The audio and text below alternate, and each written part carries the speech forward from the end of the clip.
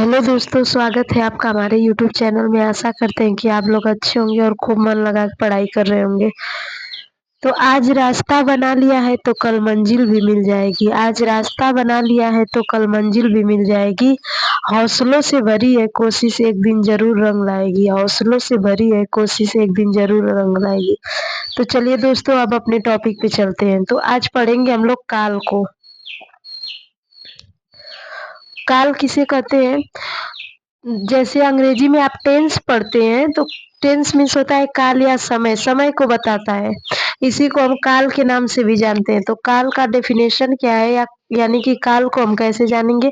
तो क्रिया के जिस रूप से, यानी कि जो कार्य होता है, क्रिया के जिस रूप से कार्य करने या होने के समय का बोध होता है, उसे काल कहते हैं। बोध होना मतलब जानकारी होना, क्रिया के जिस रूप से किसी कार्य का होने का समय का बोध होता है, उसे क्या कहते हैं? काल कहते हैं। काल के कितने प्रकार होते हैं? तो काल के मुख्य रूप से 3 प्रकार होते हैं। जैसे आप अंग्रेजी में टेंस के टाइप्स पढ़ते हैं तो उसमें भी प्रेजेंट, पास्ट, फ्यूचर होता है। उसी प्रकार आपके हिंदी में भी काल के प्रकार कितने होते हैं? तो 3 होते हैं। एक वर्तमान काल, एक भूतकाल, एक भविष्य काल। इसी को अंग्रेजी में प्रेजेंट कहते हैं, इसको पास्ट कहते हैं और इसी को फ्यूचर कहते हैं।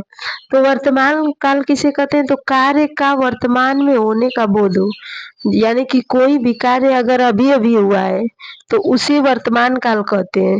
कार्य का वर्तमान में होने का बोध हो तो उसे वर्तमान काल कहते हैं। अब भूतकाल देखिए, तो भूतकाल में दिया है कि कार्य के हो चुके होने का बोध हो, यानी कि कोई भी काम पास्ट में हो चुका है। जैसे कि आज का काम, आज हम ये चीज़ पढ़ा दिए, अब कल आप लोग को बता रहे हैं तो ये आपका भूतकाल हो गया, क्योंकि काम हो चुका है। भविष्य काल देखिए, तो कार्य के भविष्य में होने का बोध होता है। कोई भी कार्य भविष्य में होने वाला, जैसे आप कोई भी लक्ष्य बनाते हैं तो आप सोचते हैं कि यह कार्य हम कर लेंगे, तो वही भविष्य, फ्यूचर, जो आने वाला कल है आपका, उसी को हम भविष्य काल कहते हैं। कार्य के भविष्य में होने का बोध होता है। जैसे आप प्लानिंग बनाते हैं कि ये कार्य हम कर रहे हैं तो आगे जाके ऐसा करेंगे, तो वही आपका क्या है? भविष्य काल है। अब वर्तमान काल के आप पढ़ेंगे पहले टाइप को, वर्तमान काल। तो वर्तमान काल के कुछ भेद होते हैं, इसके बारे में जानेंगे। इसके भी कुछ भेद और प्रकार होते हैं। जैसे पहला है इसमें सामान्य वर्तमान काल, दूसरा है अपूर्ण वर्तमान काल, तीसरा है पूर्ण वर्तमान काल, चौथा है संदिग्ध वर्तमान काल और पांचवा है संभाव्य वर्तमान काल। तो सबसे पहले हम जानेंगे कि सामान्य वर्तमान काल किसे कहते हैं। तो सामान्य वर्तमान काल जो होता है, काम तुरंत हुआ रहता है। जैसे इसके लास्ट में आपका ता है, ती है, ते है आएगा। जैसे देखिएगा उदाहरण के तौर पे, मैं रोज पढ़ता हूँ, तो ये रोज पढ़ता हूँ सामान्य वर्तमान काल है। तुम मैदान में खेलते हो, तो ये भी कौन सा काल है? तो सामान्य वर्तमान काल है। पंखा चलता है, ये सब काम हो रहा है आपका प्रेजेंट में, तो ये सब क्या है? सामान्य वर्तमान काल। अब आ जाएंगे अपूर्ण वर्तमान काल में। अपूर्ण वर्तमान काल उसे कहते हैं जब कार्य चल रहा होता है। इसके लास्ट में आएगा रहा है, रही हूँ, रहे हैं। इसमें सामान्य में आपका ता है, ती है, ते आएगा, लेकिन अपूर्ण वर्तमान काल जो है इसमें रहा है, रही है, रहे हैं आएगा। जैसे इसमें कार्य चल रहा होता है, देखिएगा उदाहरण, पंखा चल रहा है, तुम खेल रहे हो, वर्षा हो रही है, तो ये अपूर्ण वर्तमान काल है। कार्य चल रहा है मतलब कि जारी है, काम खत्म नहीं हुआ है। अपूर्ण वर्तमान काल किसे कहते हैं? तो जिसमें काम हाल ही में पूरा हुआ है, यानी कि अभी-अभी यह कार्य हुआ है, पूर्ण वर्तमान काल इसे कहते हैं। जैसे वर्षा हो चुकी है, जैसे काम करके तुरंत आप छुटकारा पा गए हैं।